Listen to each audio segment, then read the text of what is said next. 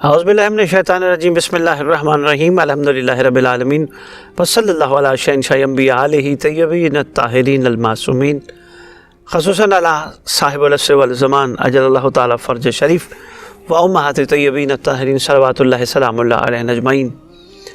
بسم اللہ الرحمن الرحیم۔ قابل قدر ناظرین، واجب الاحترام سامعین، السلام علیکم ورحمۃ اللہ وبرکاتہ۔ مولا کائنات امیر ممکنات علیہ الصلوۃ والسلام مدد۔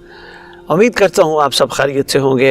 قابل قدر ناظرین، آج آپ کی خدمت میں مہدی فی القرآن آیت شروع کرنے سے پہلے سرکار دو عالم صلی اللہ علیہ وآلہ وآبائہ وسلم کا وہ فرمان جو تقریباً اکثر کتابوں کی زینت ہے وہ پیش کرنے کی سعادت حاصل کرنا چاہوں گا، اور یقیناً ہمارے برادران اہل سنت کی بڑی مشہور و معروف کتاب ترمذی میں جو واضح طور پہ حدیث رسول ثقلین علیہ الصلوۃ والسلام کی جو لکھی ہے وہ بڑی باکمال ہے۔ یقیناً میں جب پڑھوں گا آپ سب تصدیق کریں گے، واقعی یہ تو ہم بچپن سے سنتے آ رہے ہیں، لیکن اس کے پیچھے اسرار بہت چھپے ہیں جس پہ شاید میں تفصیلی کم حق گفتگو نہ کر سکوں۔ لو جی، بسم اللہ الرحمن الرحیم۔ سرکار فرماتے ہیں، بے شک میں تمہارے درمیان دو گراں قدر چیزیں چھوڑے جا رہا ہوں، جب تک تم ان دونوں کا دامن تھامے رہو گے ہرگز گمراہ نہیں ہوگے، اور یہ دونوں میرے ساتھ حوض کوثر پر وارد ہوں گے۔ کیا کیا؟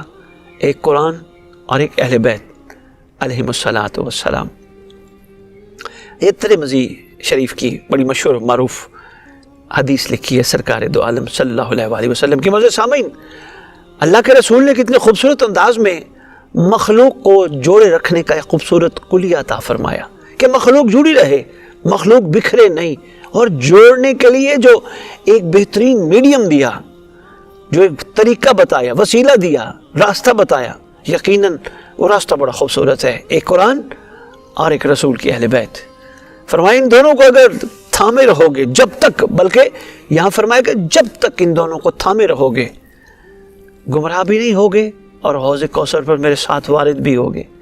تو سرکار نے انعام بھی دے دیا اور بچنے کا طریقہ بھی بتا دیا۔ کیوں نہ بتائیں؟ حکیم امت جو ہیں، محسن امت جو ہیں، خیر خواہ امت جو ہیں، تو خیر خواہ نے ہی امت کی خیر خواہی فرمانی ہے۔ تو ایک چھوٹا سا فرمان میرا دل تھا میں آج آپ کی خدمت میں پیش کروں۔ میں اب آپ کی خدمت میں سورہ نساء، جو مسلسل آپ کے ساتھ پچھلے پروگرام سے ہم مصروف گفتگو ہیں، سورہ نساء کی آیت نمبر 59 پیش کرنے لگا، اور یہ بھی بڑی مشہور و معروف آیا ہے۔ کیا فرمایا؟ بسم اللہ الرحمن الرحیم۔ یا ایھا الذین آمنوا اطیعوا اللہ واطیعوا الرسول وَأُولِي الْأَمْرِ مِنْكُمْ۔ یا ایھا الذین آمنوا اطیعوا اللہ واطیعوا الرسول وَأُولِي الْأَمْرِ مِنْكُمْ۔ سبحان اللہ۔ اچھا، یہ ایک مخاطب ہے ایمان والوں کو۔ یا ایھا الذین آمنوا، اے صاحبان ایمان، اے ایمان والے لوگوں۔ کس خوبصورت انداز میں مخاطب کیا گیا ایمان والوں کو، اور مخاطب کر کے ایمان والوں کو انداز کیا اپنایا گیا؟ سب سے پہلے اللہ کی اطاعت کرو، پھر رسول کی اطاعت کرو، پھر اولی الامر منکم، جو تم میں صاحبان امر ہیں ان کی اطاعت کرو۔ مختلف علماء نے بڑے خوبصورت اپنے اپنے اندازے، اپنی اپنے تحقیق اور اپنے اپنے ظرف کے مطابق اس پہ بڑی خوبصورت گفتگو کی، بڑے باکمال جملے لکھے۔ ہمارے برادران اہل سنت نے بڑے باکمال جملے لکھے، ہمارے اہل تشیع نے بڑے باکمال جملے لکھے، یعنی تمام مسلمانوں نے اپنے اپنے حساب سے بڑے باکمال اس کے اوپر جملے لکھے، تفاسیر میں بڑی خوبصورت گفتگو کی۔ لیکن میرا دل چاہتا ہے آج جو بات پیش کروں وہ یقیناً ایک بڑی مشہور معروف ہستی علامہ سجرانی نے شافعی عالم ابراہیم بن محمد الحمیونی سے ان اسناد کے ساتھ جو کتاب میں ہے روایت کی ہے کہ سلیم بن قیس حلالی بیان کرتے ہیں کہ جناب علی علیہ السلام نے اصحاب اور تابعین کے 200 سے زیادہ مجمع میں ایک زمانہ خلافت میں قسم دلائی جو کو جناب علی علیہ السلام نے اس مجمع میں کہا تھا۔ فرمایا، میں قسم دے کر پوچھتا ہوں، کیا جانتے ہو یہی آیت یا ایھا الذین آمنوا اطیعوا اللہ واطیعوا الرسول وَأُولِي الْأَمْرِ مِنْكُمْ؟ سرکار نے قسم دے کے پوچھا، کیا تم جانتے ہو؟ لوگوں نے کہا یہ آیت بعض مومنین کے حق میں خصوصی طور پر نازل ہوئی۔ بس اللہ عز و جل، اب کیا کمال باتیں ہو رہی ہیں، بس اللہ عز و جل نے اپنے نبی کو حکم دیا کہ لوگوں کو اپنے اولی الامر کی پہچان کرائیں اور انہیں ولایت اولی الامر کی تفسیر سمجھائیں۔ پہچان بھی کرائیں اور ولایت اولی الامر کی تفصیل بھی سمجھائیں. جس طرح نماز، روزہ، حج کی تعلیم دی، اپنی سلسلہ بیان جاری رکھتے ہوئے میں اس لیے چاہ رہا ہوں ورڈ ٹو ورڈ آپ تک پہنچ جائے تاکہ حوالے کی آپ کو پریشانی نہ ہو. کیا فرمایا کہ جس طرح کہ نماز، روزہ، حج کی تعلیم دی، آپ نے سلسلہ بیان جاری رکھتے ہوئے فرمایا اولی الامر یہ ہیں: علی میرا بھائی، میرا وزیر، میرا وارث، میرا وصی، میری امت میں میرا خلیفہ، میرے بعد ہر مومن کا ولی، اس کے بعد میرا بیٹا حسن، پھر حسین، ان کے بعد تفصیل بتاتے بتاتے فرماتے ہیں پھر جو اولاد حسین میں سے ہر ایک کا نام لیا، آخر میں جو نام لیا گیا وہ مہدی علیہ السلام کا نام لیا گیا. اور فرمایا قرآن ان کے ساتھ ہے اور وہ قرآن کے ساتھ ہے، وہ قرآن سے جدا نہ ہوں گے. اور ہم گواہی دیتے ہیں جو کچھ آپ نے کہا وہ اس طرح ہے. اور یہ حوالہ بھی لے لیجئے تاکہ آپ کو تلاش کرنے میں مشکل پیش نہ آئے. کتاب کا نام ہے غایۃ المرام، صفحہ نمبر 264 اور 265.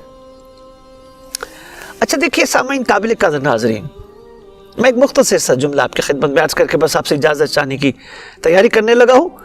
وہ یہ ہے، بات ہے اطاعت کی.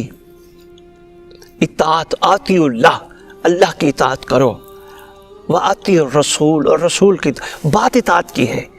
اطاعت کسے کہتے ہیں؟ اطاعت کو سمجھنے کے لیے ایک چھوٹا سا کلیہ اطاعت کو سمجھنے کے لیے ایک چھوٹا سا کلیہ میں آپ کی خدمت میں پیش کرتا ہوں. ہر نوکر رکھنے والا اس کا مالک اس سے یہ ایکسپیکٹ کر رہا ہوتا ہے، یعنی اسے چاہ رہا ہوتا ہے کہ وہ جو چاہے، وہ جیسا چاہے اس کو وہ کرنا ہے. مثلا وہ کہے بھی تیرا اتنے بجے ٹائم اٹھنے کا تو اتنے بجے اٹھ، اتنے بجے سونے کا ٹائم اتنے بجے سو، اتنے بجے تیرے کھانے کا ٹائم اتنے بجے کھا، اتنے بجے تیرے فلاں کام کا ٹائم اتنے بجے تو فلاں کام کر. یعنی اطاعت کا مطلب ہے کلی طور پہ فرما برداری، جس میں اگر نوکر یہ کہے کہ جی سوری میں یہ کام نہیں کرتا تو کبھی مالک اس کو اپنے ہاں رکھے گا نہیں.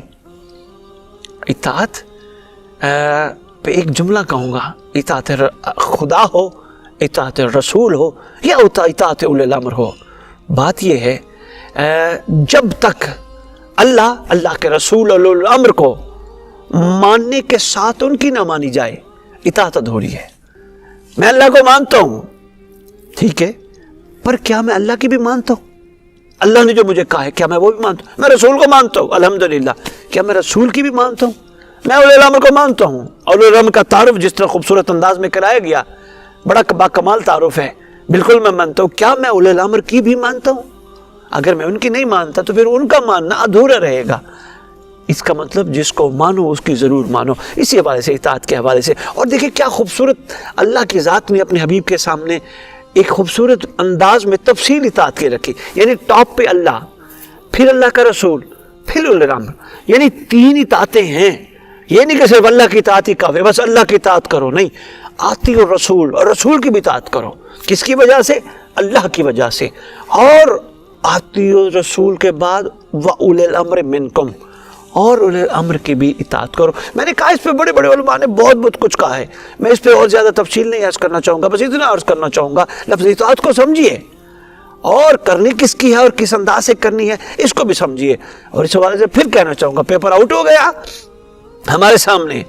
عاشقین رسول، عاشقین آل محمد ایک زندہ مثالیں ہیں، جس طرح انہوں نے اپنے اپنے ادوار میں اللہ کے رسول اور اولی الامر کی اطاعت کی. جس طرح کربلا والوں نے کربلا میں اللہ رسول اور اولی الامر کی اطاعت کی. بے آئینی ہمارے لیے بھی یہی حکم ہے. ہم جس دور میں ہیں ہم اس دور میں اللہ کے رسول اور اولی الامر کی اطاعت کریں. یہ ہم پہ لازم ہے، اس کے بغیر چارہ نہیں، کیونکہ رسول صلی اللہ علیہ وآلہ وسلم نے ایک مکمل تعارف فرما دیا جس کے بعد گنجائش باقی نہیں رہ سکتی. اسی کے ساتھ اجازت چاہیں گے. پروردگار عالم آپ سب کے حامی ناصر ہو. اللہم صلی علی محمد وآل محمد وعجل فرجہم بقائمہم، اجل اللہ تعالی فرجہ.